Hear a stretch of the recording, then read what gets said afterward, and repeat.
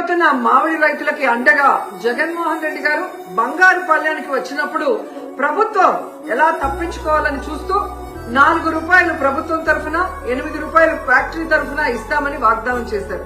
కానీ 4-5 నెలలుగా అది ఇవ్వకుండా ఎలా మోసం చేశారో మీ అందరూ కూడా చూశారు.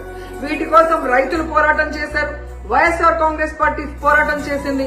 అండ్ నేను కూడా ఎక్స్ లో ఎలా స్పందించానో మీ అందరికి కూడా తెలుసు.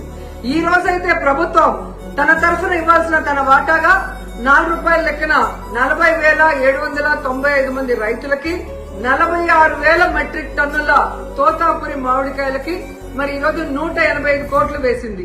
ఇది రైతుల విజయం, వైఎస్ఆర్సీపీ విజయం. కానీ ఇంతటితో చేతులు దులుపుకుంటే సరిపోదు. దీంతో పాటు ఫ్యాక్టరీలు ఇవ్వాల్సిన 370 కోట్లను కూడా ప్రభుత్వం ఇప్పించాల్సిన బాధ్యత తీసుకోవాలి.